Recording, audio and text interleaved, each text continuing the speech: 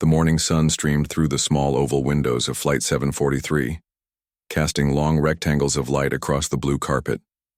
Captain Robert Walker moved with purpose down the narrow aisle of the Boeing 737, his uniform crisp and his face set in a professional mask that hid his growing frustration. They were already running 30 minutes behind schedule due to weather delays in Chicago, and now this. In seat 14C sat a teenage boy, maybe 16 or 17 years old, with a blue backpack clutched tightly on his lap. The boy's fingers moved rapidly over his phone screen despite 3 separate announcements to switch all devices to airplane mode. Robert could see beads of sweat forming on the boy's forehead, despite the cool air flowing through the cabin. "Excuse me," Robert said, stopping beside row 14. He kept his voice even and calm, aware that dozens of passengers were watching this interaction. "I need you to put your phone in airplane mode now. We're preparing for takeoff." The boy looked up, his eyes wide and unfocused. "I just need 1 more minute," he said, his voice cracking slightly. "Please, just 1 more text." Robert had been flying commercial aircraft for over 20 years. He'd seen it all, from drunk passengers to medical emergencies to a woman who tried to open the emergency exit at 30,000 feet because she needed some fresh air. He prided himself on running a tight ship while treating all passengers with respect. But safety protocols weren't just suggestions.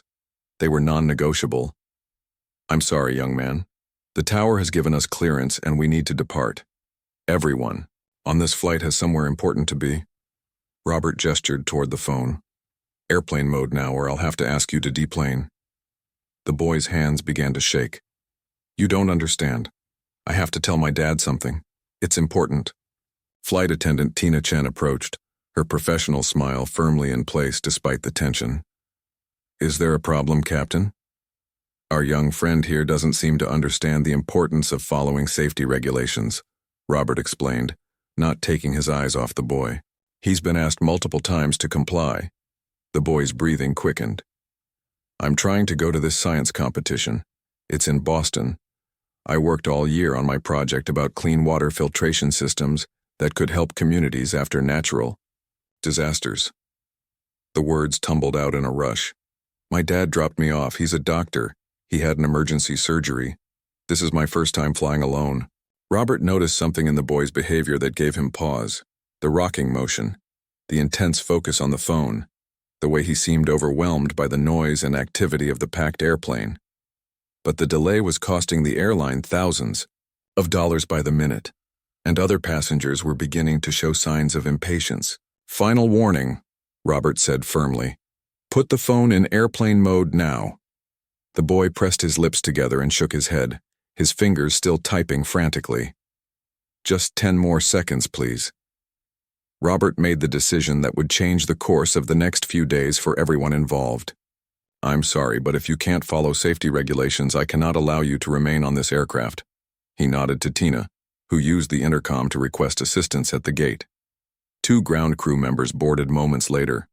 "Please escort this young man off the aircraft," Robert instructed them. "He's refusing to comply with safety protocols." As they approached, the boy's eyes widened with panic. "No, wait. I'll turn it off now, see?" He fumbled with the phone, but his shaking hands made it difficult. "It's too late for that," Robert said. "You've had multiple opportunities to comply." The boy looked around desperately, as if searching for someone who might help him. "But my science project—" "My dad doesn't know. You can book another flight when you're ready to follow the rules," Robert said, gesturing to the ground crew. As they began to help the boy gather his belongings, Robert couldn't help but notice the whispers and uncomfortable glances from other passengers. A woman in the row across from the boy looked at Robert with clear disapproval.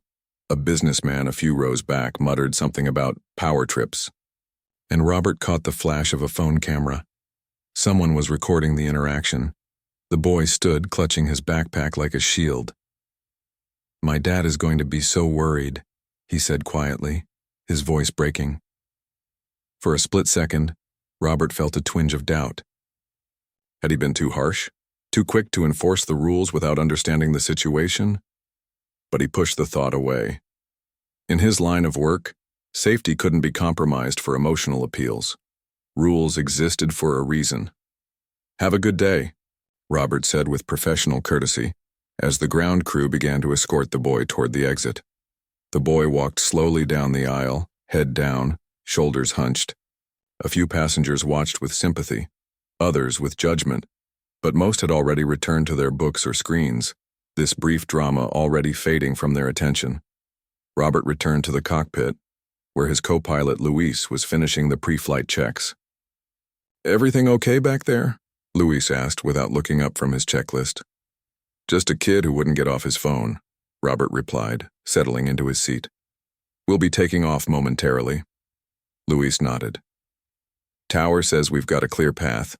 Now, weather's improving." Robert reached for his headset, but before he could put it on, his phone vibrated in his pocket. Normally he would have ignored it until after landing, but something, intuition perhaps, or that lingering doubt, made him pull it out and glance at the screen. Unknown number. He should ignore it. They were already delayed. The passengers had been waiting long enough. But something made him press the answer button. "This is Captain Walker," he said, his voice clipped and professional. "Hello, Captain," came a deep, steady voice from the other end. "My name is Dr. Thomas. You just removed my son from your aircraft." Robert's stomach tightened. He glanced at Luis, who was watching him with raised eyebrows. He had made thousands of decisions throughout his career, but few had come back to haunt him this quickly. "Yes, sir," Robert replied, keeping his voice even. "I understand this is upsetting, but your son refused to comply with basic safety protocols despite multiple warnings." He braced himself for the anger, the accusations, the threats that would surely follow. In his experience, parents rarely accepted that their children could be at fault. "I see," said Dr. Thomas, his voice surprisingly calm. "Before you continue with your departure, Captain Walker, there's something important you need to know about my son." Robert checked his watch. The ground crew had just closed the aircraft door. They were finally ready for pushback. "Sir, I appreciate your concern, but we're about to take off.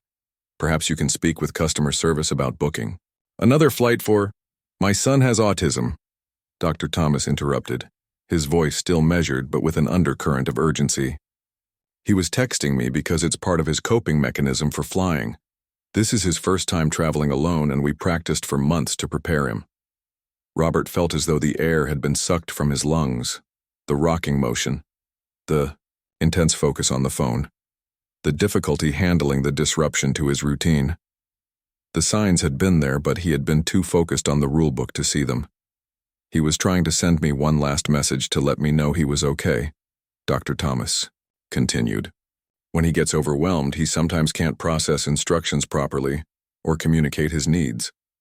Robert closed his eyes briefly. In his focus on protocol and keeping the flight on schedule, he had misinterpreted the boy's behavior as defiance rather than distress. "I should have asked more questions," Robert admitted, his voice quiet. "I'm truly sorry, Dr. Thomas." He expected anger now that he had acknowledged his mistake. He deserved it. But Dr. Thomas surprised him again. "Captain, I'm not calling to yell at you or threaten to sue your airline," he said. "I'm calling because my son is now alone in an airport having a meltdown, and he needs help." Robert sat frozen. In the cockpit, the phone pressed against his ear. The weight of what Dr. Thomas had just told him sank in like a stone dropped in still water. Around him, the plane hummed with pre-flight activity, flight attendants securing cabins, passengers settling in, the co-pilot running through final checks. But for Robert, time seemed to pause. "Your son has autism," he repeated, the words feeling heavy in his mouth. "I didn't realize." "Most people don't," Dr. Thomas replied, his voice steady but tinged with concern. "That's part of the challenge. Alex looks like any other teenager. He's brilliant with numbers and science. But social situations, changes in routine, overwhelming, sensory experiences like a crowded airplane, these things can trigger extreme anxiety for him." Robert rubbed his forehead, the reality of his mistake becoming clearer by the second. "Where is he now?" "That's why I'm calling," Dr. Thomas said. "The gate agent called me after Alex was removed from the flight. He's in a quiet corner near the gate, but he's very upset. He's been preparing for this trip for months, his first solo flight, his first science competition. This means everything to him." The co-pilot, Luis, shot Robert a questioning look and tapped his watch. They were now 40 minutes behind schedule. The control tower was waiting for their confirmation to begin pushback. 178 passengers were sitting just behind the cockpit door, eager to reach their destination. Robert held up one finger to Luis.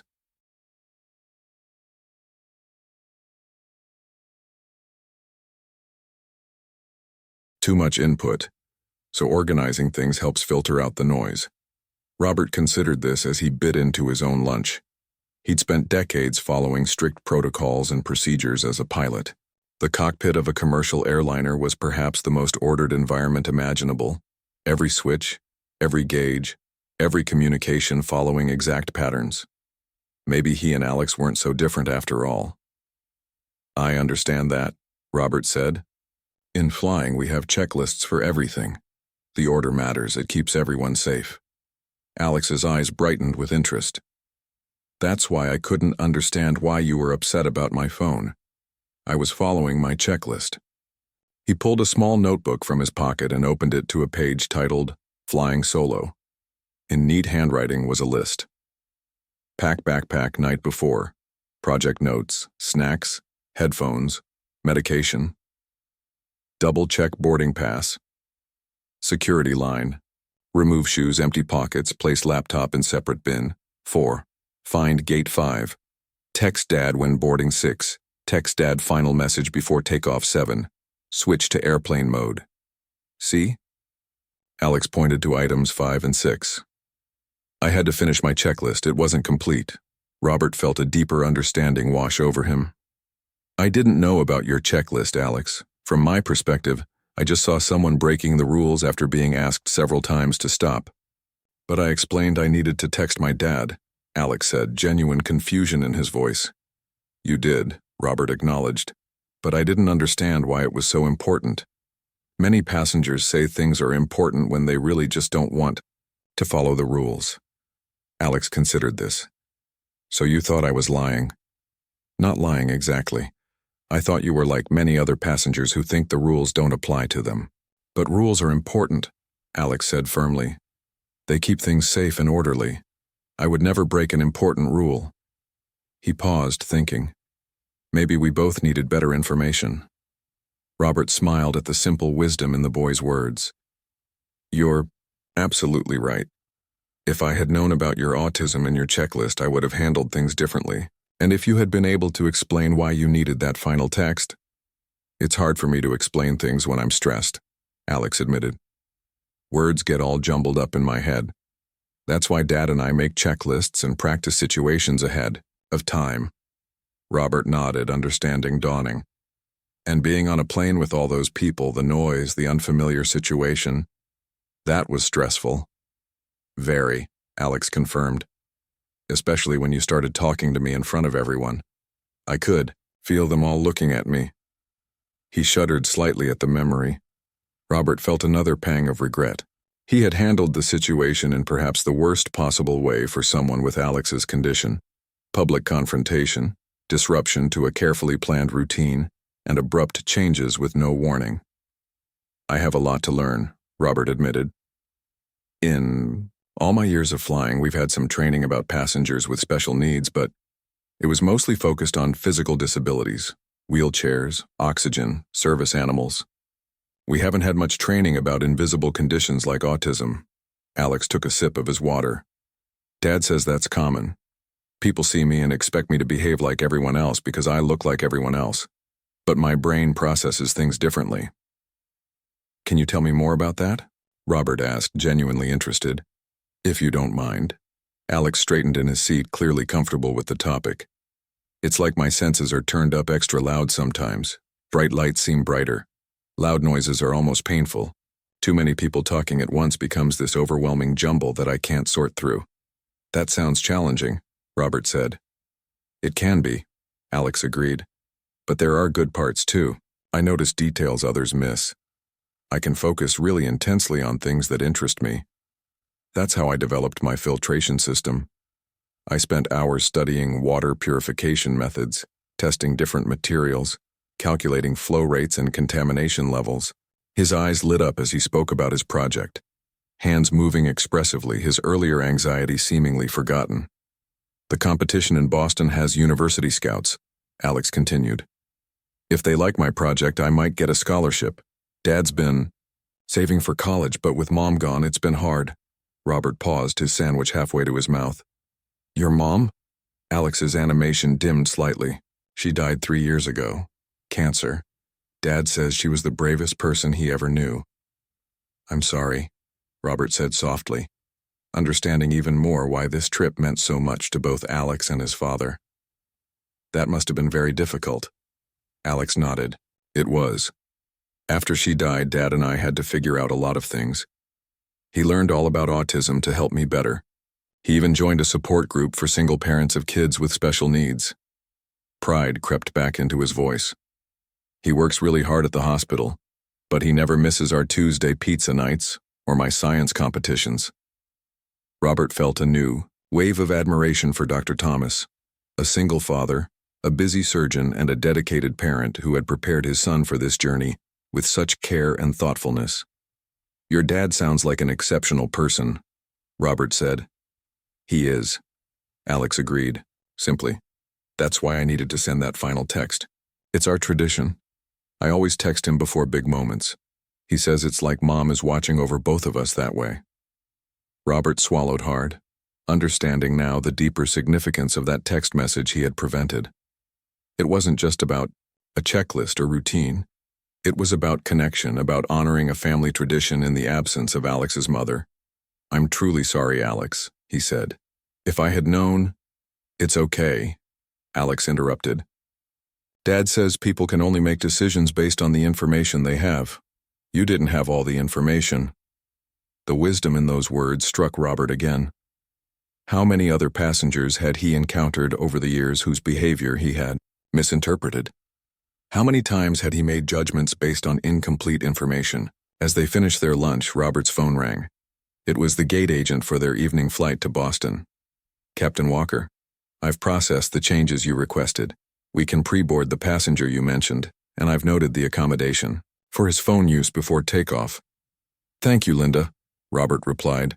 We'll be at the gate an hour before departure. After ending the call, he turned to Alex.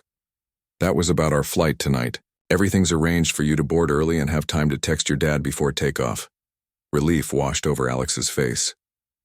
Thank you. We have about 2 hours before we need to head to the gate, Robert said. Is there anything you'd like to do? Perhaps go over your presentation for the competition? Alex brightened. Yes, I'd like to practice, but I need a quiet place. The noise here makes it hard to concentrate. I know just the spot, Robert said, gathering their trash. The airline has a lounge for staff. It's quiet and there's a small conference room we can use. As they made their way through the terminal, Robert noticed Alex's eyes darting around, taking in the crowd, the flashing screens, the constant announcements over the PA system. The boy's shoulders were tensing, his movements becoming more rigid. Too much? Robert asked gently. Alex nodded, his breathing quickening slightly. Try focusing on one thing, Robert suggested. Maybe count the blue signs we pass? Alex latched onto the suggestion immediately, his gaze fixing on the directional signs hanging from the ceiling. 1, 2, 3 blue signs. He began counting, softly. By the time they reached the airline staff lounge, Alex had counted 27 blue signs and his breathing had returned to normal. Robert signed them in and led the way to a small, quiet conference room at the back of the lounge. Will this work? He asked. Alex surveyed the space, a simple table with chairs, neutral walls, minimal decoration, and most importantly, blissful, quiet. He nodded with approval. It's perfect. He carefully unpacked his backpack, removing a folder with his presentation materials and several small components that Robert assumed were parts of his water filtration prototype. Would you like me to stay or would you prefer to practice alone? Robert asked. Alex considered the question thoughtfully. Could you stay? I could use feedback. Dad usually helps me practice, but... His voice trailed off. I'd be honored, Robert said, taking a seat. For the next hour, Robert watched as Alex transformed. The nervous, overwhelmed boy from the plane disappeared, replaced by a confident, articulate young scientist explaining complex filtration processes with remarkable clarity. His prototype, a cleverly designed system of ordinary materials arranged in an extraordinary way, could indeed produce clean, potable water from contaminated sources at an impressive rate. The key innovation is this pre-filter made from layered cotton and charcoal, Alex explained, holding up a cylinder. It removes larger contaminants before the water reaches the more delicate membrane filters, extending their lifespan by 317% in my tests. That's remarkable, Robert said, genuinely impressed. And all these materials are commonly available? Alex nodded eagerly. That's the whole point. After a hurricane or earthquake, complex equipment isn't available, but cotton fabric, plastic, bottles, certain types of sand, charcoal from cooking fires, these things can be found almost anywhere. Have you tested it with different types of contamination? Robert asked. Yes. I've run trials with 8 different contaminant profiles, from heavy metals to bacterial loads to chemical pollutants.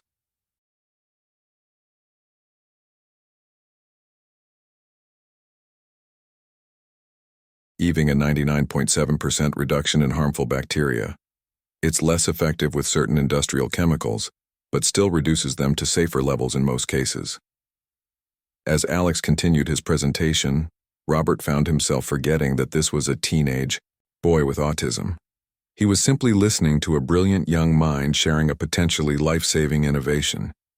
When Alex finished, Robert applauded. That was excellent, clear, informative, and compelling.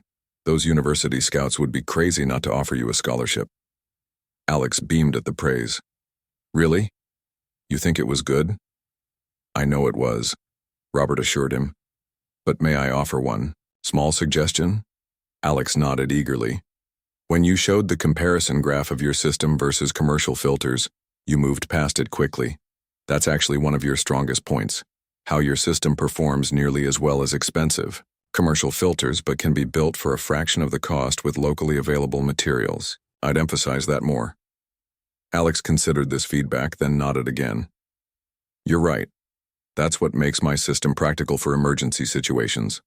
I'll spend more time on that slide. He made a note in his presentation folder. Thank you. Robert checked his watch.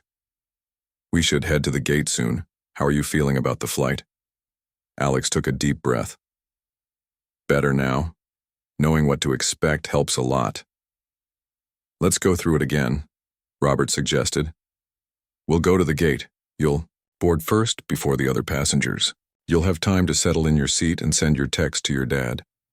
Then you'll switch to airplane mode when the flight attendant comes by. I'll be on the same flight, though not in the cockpit. If you need anything during the flight, you can let the flight attendant know and they'll find me. Alex relaxed visibly at the clear outline. Okay, I can do this. As they packed up Alex's materials, Robert's phone buzzed with a text from Dr. Thomas. How's he doing? Robert typed back. Great, his presentation is impressive. We're heading to the gate soon. The reply came quickly. Words can't express my gratitude. You've turned what could have been a traumatic experience into something positive. Thank you for seeing my son. Really seeing him. Robert glanced at Alex, who was carefully returning each component of his prototype to its designated spot in his backpack, his movements precise and methodical. In just a few hours, Robert had gained a new perspective, not just on passengers with invisible disabilities, but on his own approach to his job. For 20 years, he had prided himself on following protocols to the letter, on maintaining order and efficiency. But today had taught him that true professionalism sometimes meant knowing when to bend the rules, when to look beyond the surface, and when to admit you were wrong. Ready? He asked as Alex zipped up his backpack. The boy stood straight, adjusting the straps on his shoulders. Ready, he confirmed with newfound confidence. Together they headed toward the gate, toward Boston, and toward an opportunity that had almost been lost, but was now back within reach. The evening flight to Boston was less crowded than the morning one. Robert and Alex arrived at the gate early, just as the sun was beginning to set outside the large terminal windows. The orange glow bathed the waiting area in warm light, casting long shadows across the floor. Captain Walker, the gate agent Linda greeted them with a smile. She was a veteran airline employee with silver-streaked hair and kind eyes that crinkled at the corners. "Everything's set for pre-boarding." "Thank you, Linda," Robert replied. "This is Alex. He'll be our first passenger this evening." Linda turned to Alex with a warm but not overwhelming smile. "It's nice to meet you, Alex. I understand you're heading to a science competition?" Alex nodded, his backpack clutched tightly against his chest. "Yes. It's about water filtration systems for disaster relief." "That sounds important," Linda said. "We'll get you on board in about 20 minutes before everyone else. That way you can get settled without any rush." Robert noticed how Linda spoke directly to Alex, not around him or at him. She used clear, straightforward language without being condescending. He made a mental note to mention this approach in the training program he was already formulating in his mind. "Would you like to sit while we wait?" Robert asked Alex, gesturing to some empty seats near the gate. Alex nodded and chose a seat with a good view of the boarding area. Robert sat beside him, noticing how the boy's legs swung slightly beneath the chair, a subtle, self-soothing motion. "Nervous?" Robert asked gently. "A little," Alex admitted. "But knowing what's going to happen helps." He pulled out his checklist notebook again and added a new entry under flying solo. 5A, pre-board before other passengers. Robert smiled at the adaptation. "That's smart, updating your checklist with new information." "Dad taught me that," Alex said, carefully returning the notebook to his pocket. "He says plans should be living documents, not set in stone. We can always adjust when we learn new things." More wisdom from Dr. Thomas, Robert thought. The man was raising an exceptional young person despite challenging circumstances. As they waited, Alex asked thoughtful questions about airplanes and flight procedures. His curiosity was genuine and his ability to grasp complex concepts impressive. Robert found himself explaining the principles of lift and thrust, how navigation systems worked, and what all those chimes and announcements really meant. "So the two high-pitched chimes after takeoff signal that you've passed 10,000 feet?" Alex asked. "That's right," Robert confirmed. "That's when electronic devices are officially allowed, though we still prefer them in airplane mode." "And the single chime during the flight?" "Usually just the flight attendants communicating with each other or the cockpit," Robert explained. "Nothing to worry about." Alex nodded, clearly filing away this information. It helps to know what the sounds mean. Unknown noises can be stressful. Before long, Linda approached them. "We're ready for pre-boarding now, Alex. Would you like to come with me?" Alex looked at Robert, a flash of anxiety crossing his face. "I'll be right behind you," Robert assured him. "Remember our plan?" Alex took a deep breath and recited, "I'll board first. Get settled in my seat. Text Dad before takeoff, then switch to airplane mode." "Perfect," Robert said with an encouraging nod. Linda led them down the jet bridge, her pace unhurried. When they reached the aircraft door, a flight attendant named Paul greeted them. "Welcome aboard, Alex," he said warmly. "I'll be taking care of you today. Captain Walker briefed our crew about your needs." Alex visibly relaxed at this information. "Thank you."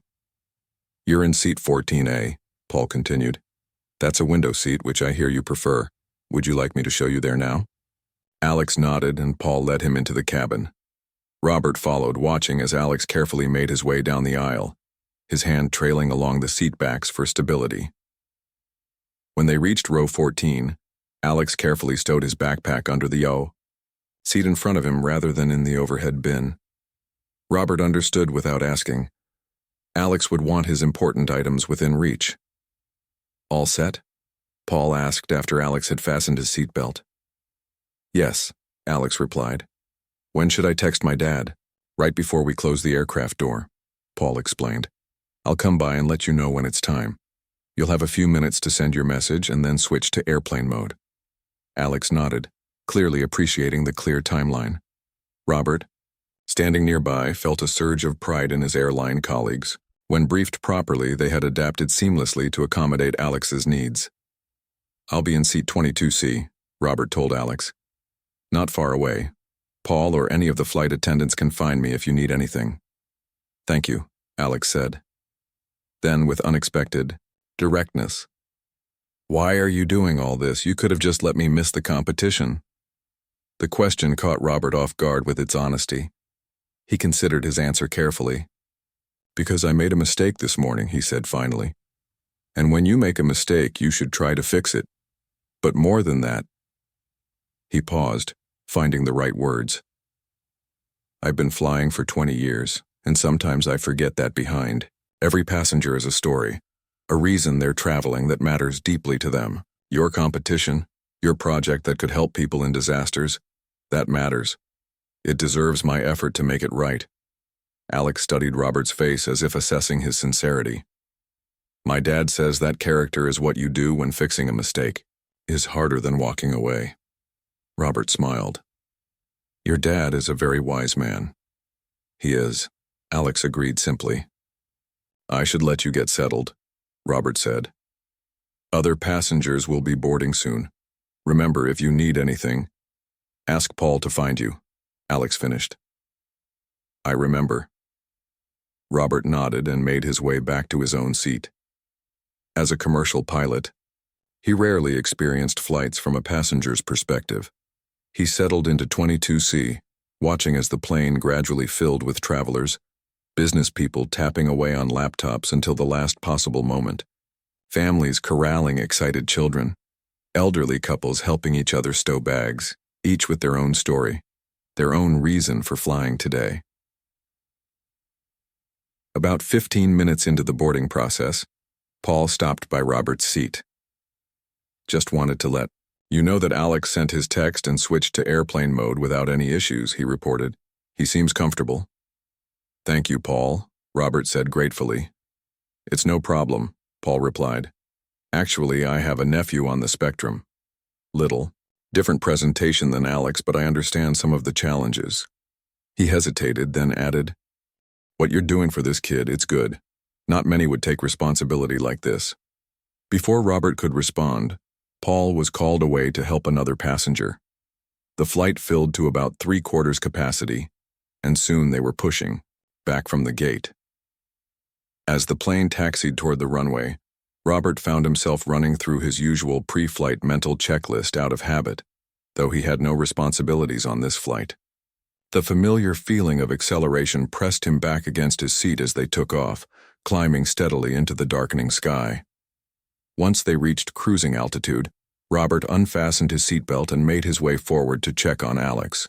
The mayor boy was gazing out the window, watching the lights of cities and towns pass below them like fallen stars scattered across the landscape. How are you doing? Robert asked, pausing at his row. Alex looked up, a small smile on his face. Better than this morning. The noise is still a lot, but my headphones help. He gestured to the noise-canceling headphones resting around his neck. Good. We should land in about an hour and 40 minutes. Do you have someone meeting you in Boston? My aunt, Alex said.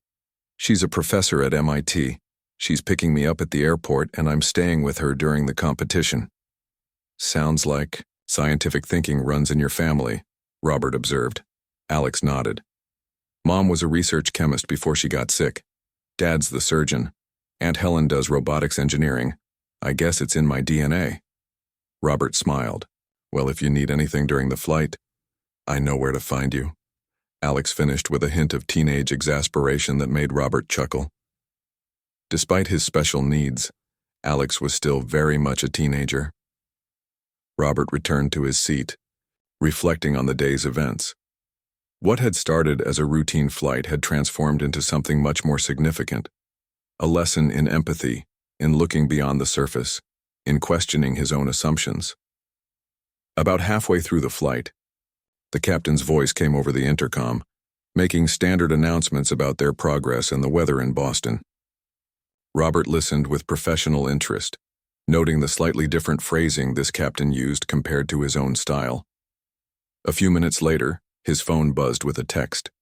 Flight regulations allowed passengers to use phones in airplane mode, and he'd switched his cellular data off, but kept the device on to check the time.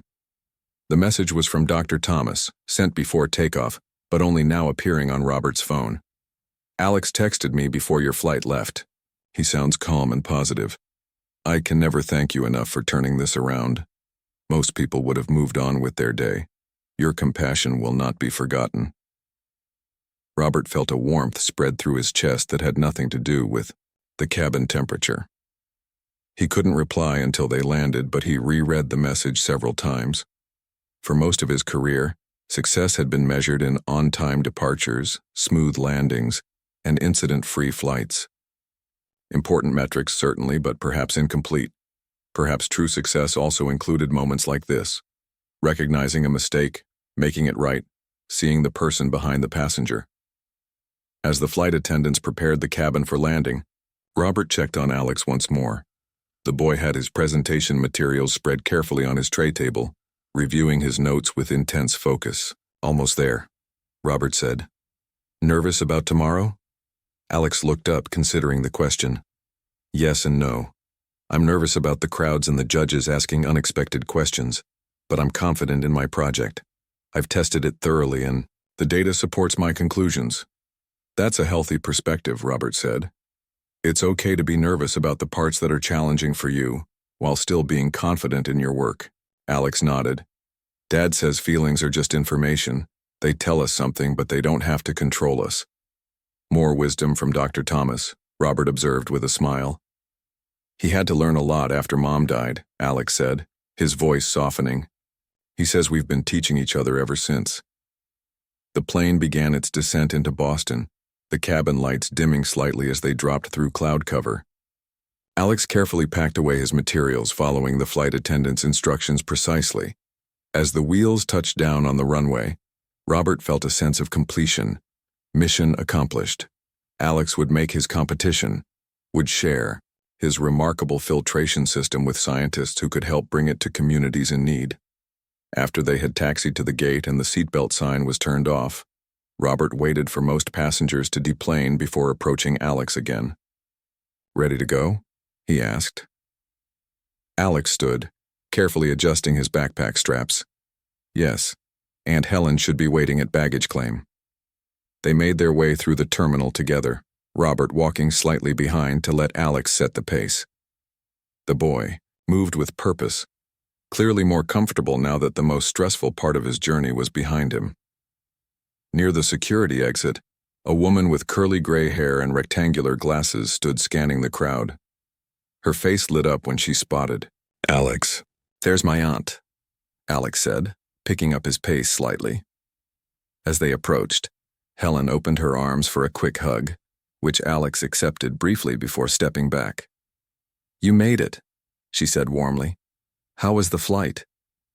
"There were some challenges," Alex replied with remarkable understatement. "But Captain Walker helped me." Helen turned to Robert, her expression curious. "Captain Walker?"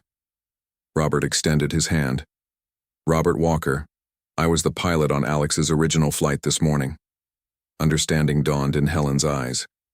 Alex must have texted her, or Dr. Thomas had filled her in on the day's events. "I see," she said, shaking his hand firmly. "Well, Captain Walker, it seems we have a lot to thank you for." "Not at all," Robert replied. "Alex is an exceptional young man with an important project. I'm just glad I could help him get here to share it." Alex, standing slightly apart from them, was scanning the terminal, taking in the new environment. But he turned back at Robert's words, a small smile crossing his face. "Will you be flying back to Chicago tomorrow?" Helen asked. Robert nodded. "Yes, I'm on the morning flight." "Then perhaps you'd like to come see Alex's presentation first? It's at 9 a.m. at the convention center. Your flight doesn't leave until noon, correct?" Robert looked at Alex, not wanting to impose if his presence would be distracting. "Would that be okay with you, Alex?" The boy considered this for a moment, then nodded. "Yes. You helped make it possible. You should see the final result." "Then I'd be honored," Robert said sincerely. They exchanged contact information, and Helen promised to text Robert the exact location of Alex's presentation booth in the morning. As they prepared to part ways, Alex looked directly at Robert. "One, of the few times he had maintained eye contact for more than a moment. "Thank you," he said simply, "for seeing me differently than you did this morning." The words hit Robert with unexpected force. How many other passengers had he failed to truly see over the years? How many had he judged based on a moment's behavior without understanding the context, the challenges, the story behind it? "Thanks." "You, Alex," he replied, "for teaching me to look more carefully." As he watched Alex and his aunt walk away, Robert made a silent promise to himself. When he returned to Chicago, he would speak with the airline's training department. Pilots and flight crews needed better education about invisible disabilities, about the spectrum of human neurodiversity that might not be immediately apparent, but profoundly affected how people experienced air travel.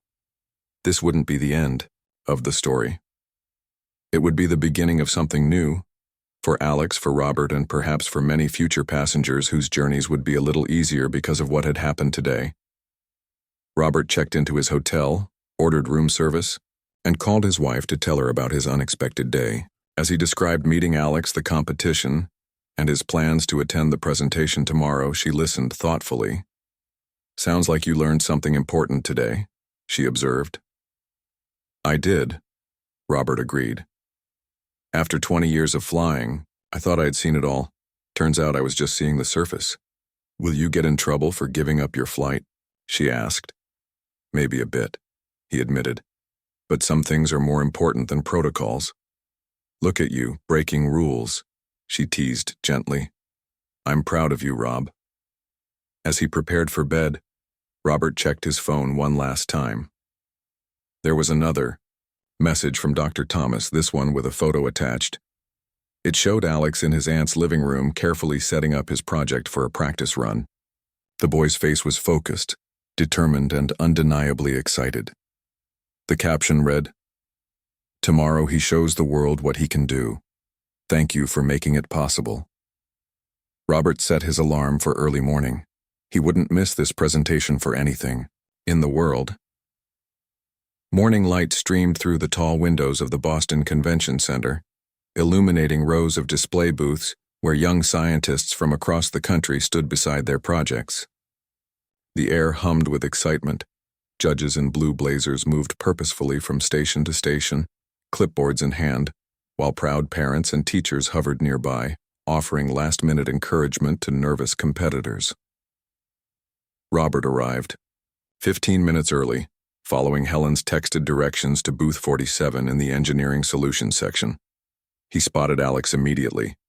The boy stood tall beside his display, dressed in a crisp button-down shirt and khaki pants, his project arranged with perfect precision on the table before him. Rather than a proa, immediately Robert hung back, giving Alex space to prepare. He watched as the boy methodically checked each component of his water filtration system, referring occasionally to a small notebook. There was a quiet confidence in Alex's movements. Now, a sense of being in his element that contrasted sharply with the overwhelmed teen from yesterday's airport encounter. Helen noticed Robert first and waved him over. "Good morning, Captain. You're just in time. The judges will be making their rounds soon." Alex looked up, his face brightening with recognition. "You came." "I wouldn't miss it," Robert replied sincerely. "How are you feeling?" "Prepared," Alex said after a moment's consideration. "I practiced 3 more times last night with Aunt Helen, and I emphasized the cost comparison slide like you suggested." Robert smiled. "Excellent. Mind if I get a refresher on how your system works before the judges arrive?"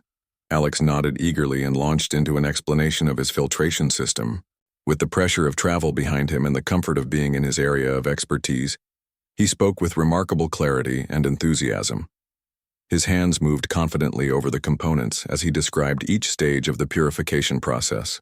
"The real innovation is in the pre-filter design," he explained, holding up a cylinder made from ordinary materials. "By using layered cotton fabric treated with a simple salt solution, I've created a barrier that catches most contaminants before they reach the more delicate membrane filters." "And all these materials could be found after a disaster?" Robert asked. "Yes, that's the key," Alex confirmed. Plastic bottles, cotton fabric, charcoal from cooking fires, particular types of sand, these are available almost everywhere. A relief worker with basic training could build this system in under an hour using my instructions. As Alex continued his explanation, Robert noticed several people pausing to listen. The boy's genuine passion for his work was drawing an audience.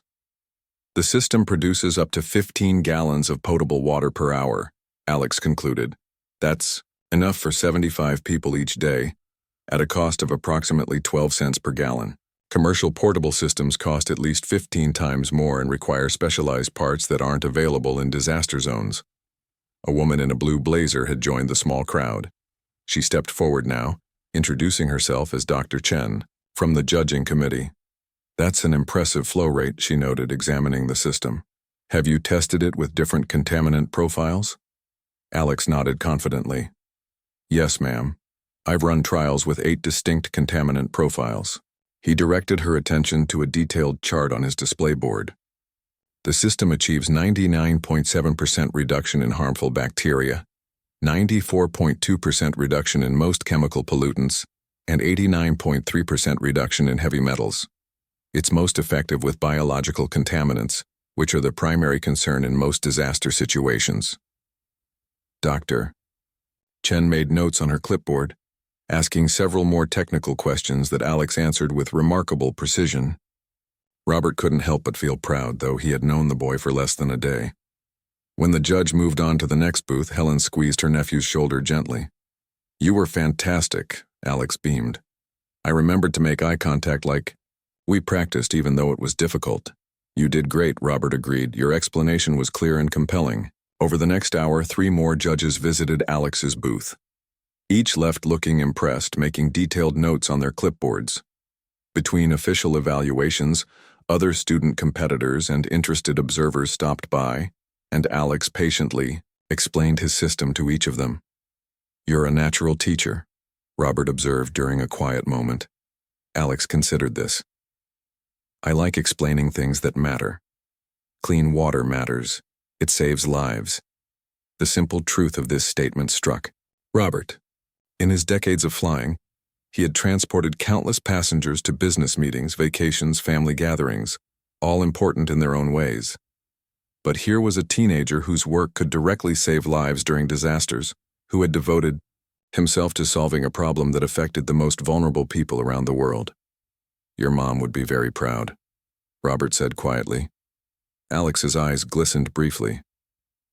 Dad says she always believed science should help people, not just exist in laboratories. A commotion near the entrance drew their attention. A tall man in a slightly rumpled suit was scanning the room anxiously. Even from a distance, Robert recognized Dr. Thomas from the family resemblance. Alex spotted his father at the same moment. His face lit up with surprise and joy. Dad, Dr. Thomas located them and hurried over, enveloping his son in a quick but heartfelt hug. Sorry I'm late. The replacement surgeon got delayed, so I had to stay for the first part of the procedure. Then my flight was held on the tarmac for 40 minutes. He looked around the booth with obvious pride. How's it going? Have the judges been by? 4 of them, Helen reported. They all seemed very impressed. Dr. Thomas turned to Robert, extending his hand. And you must be Captain Walker. It's good to finally meet you in person. Robert shook his hand firmly. Likewise, Dr. Thomas, you have an extraordinary son. I know, the doctor replied with a smile. Though I can't take all the credit, he came with his own unique wiring. Alex, who had been watching this exchange with interest, spoke up.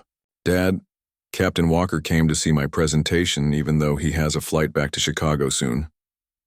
I wouldn't have missed it, Robert said honestly. Your project is remarkable. As they chatted, an announcement came over the convention center. Speakers, attention competitors and guests. The judges are completing their final evaluations. Award announcements will begin in 30 minutes in the main auditorium. A nervous energy rippled through the hall. Students began tidying their displays, while supporters offered last-minute reassurances. Well, this is it, Dr. Thomas said, glancing at his watch. Robert, what time is your flight? Noon, Robert replied. I should probably head to the airport soon to be safe. Alex looked disappointed. You won't stay for the awards? Robert hesitated. The responsible choice would be to leave now, allowing plenty of time for security and any unexpected delays. But looking at Alex's face, he found himself unwilling to miss the conclusion of this journey they had shared. You know what? I think I can stay a little longer, he decided. I'd like to see how this turns out. The four of them made their way to the auditorium, finding seats near the middle. The room buzzed with anticipation as hundreds of young scientists and their supporters gathered. On stage, a row of distinguished-looking adults shuffled papers and conferred in low voices. Dr. Thomas leaned over to Robert. I never properly thanked you for what you did yesterday. Most people would have continued with their day, maybe felt a twinge of regret but moved on. I made a mistake, Robert said simply. I needed to fix it. Still, taking responsibility like that, giving up your flight, spending your day helping Alex, it was extraordinary. Robert shook his head slightly. Meeting Alex, learning about his project, it gave me perspective. In the cockpit, I'm so focused on procedures and protocols, sometimes I forget about the human stories behind each passenger. Dr. Thomas nodded, thoughtfully. In surgery, I sometimes have the same challenge. The technical demands are so intense that it's easy to see the body and forget the person. But the best doctors, like the best pilots, I imagine, find a way to hold both in mind. Before Robert could respond, the event moderator approached the microphone, calling for attention. The award ceremony was beginning. They sat through commendations for various categories: biology, chemistry, physics, mathematics. Alex's category, engineering solutions for humanitarian challenges, was near the end of the program. As the moderator announced, and now for our engineering solutions category, Alex sat up straighter, his fingers tapping a quick rhythm on his knee. Not nervousness, Robert had learned, but his way of channeling excess energy. Third place, with a scholarship award of $1,000, goes to Camilla Johnson for her solar-powered refrigeration unit for vaccine transport. Applause filled the room as a young woman made her way to the stage. Second place, with a scholarship award of $3,000, goes to Dr. Thomas reached over and squeezed his son's shoulder gently. Daniel Rodriguez for his adaptable prosthetic hand design. Alex's expression remained neutral, but his finger-tapping increased slightly. Only one award remained in his category, and first place with a scholarship award of $10,000 and an internship opportunity with Global Relief Technologies goes to... The room seemed to hold its collective breath. Alex Thomas for his disaster zone water filtration system. The auditorium erupted in applause. Dr. Thomas let out a joyful shout, pulling his son into a quick hug before releasing him to make his way to the stage. Helen wiped tears from her eyes, and Robert found himself clapping until his hands hurt, an unexpected swell of emotion tightening his throat. Alex walked to the stage with measured steps, accepting the award plaque with a small, dignified nod. When offered the microphone for a brief acceptance speech, he hesitated only momentarily before speaking. Thank you for this recognition. Clean water saves lives. My system isn't perfect yet, but it works, it's affordable, and it can be built anywhere. I hope it helps people who need it. He paused, then added, I want to thank my dad, who never stops believing in me, my Aunt Helen for her support, and his eyes found Robert in the crowd. Captain Walker, who helped me get here when things went wrong. Sometimes the most important innovations come from unexpected challenges. With that, he handed back the microphone and returned to his seat amid renewed applause. When he reached their row, Dr. Thomas embraced him again, and Helen kissed his cheek despite his slight discomfort with the affection. Robert extended his hand formally, understanding that Alex might be reaching his limit for physical contact. Congratulations, he said warmly. Very well deserved. Alex shook his hand, a genuine smile spreading across his face. Thank you for helping me get here. After the ceremony concluded, they made their way back to Alex's booth to pack up his project. Representatives from Global Relief Technologies, the organization offering the internship, stopped by to introduce themselves and discuss next steps for developing his filtration system. As they talked, Robert checked his watch reluctantly. "I really should head to the airport now if I'm going to make my flight."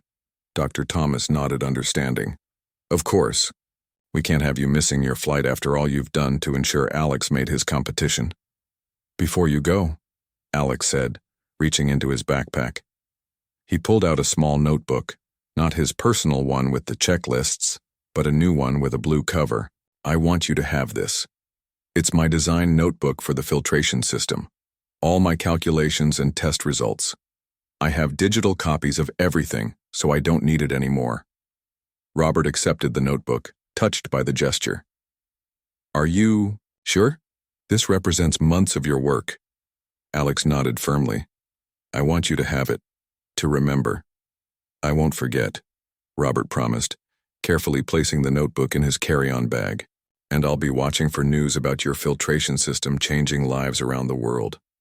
They said their goodbyes, with promises to stay in touch. As Robert headed toward the exit, Dr. Thomas walked with him briefly. "What you did for Alex, it meant everything," he said quietly. "Not just getting him to the competition, but seeing him for who he is, not just his challenges." Robert thought about his 20 years of flying, of the thousands of passengers whose stories he had never known. "I learned something important from you both," he admitted. "Something I'll carry with me for the rest of my career." "And what's that?" Dr. Thomas asked. "That behind every passenger is a full human story I can't see from the cockpit. That sometimes the most important safety protocol is taking the time to understand the person behind the behavior." Robert smiled slightly. "And that sometimes the right decision isn't found in any procedural manual." Dr. Thomas nodded. "That sounds like wisdom to me." He extended his hand one last time. "Safe travels, Captain." 3 weeks later, Robert stood before a room of pilots and flight attendants at the airline's training center in Chicago.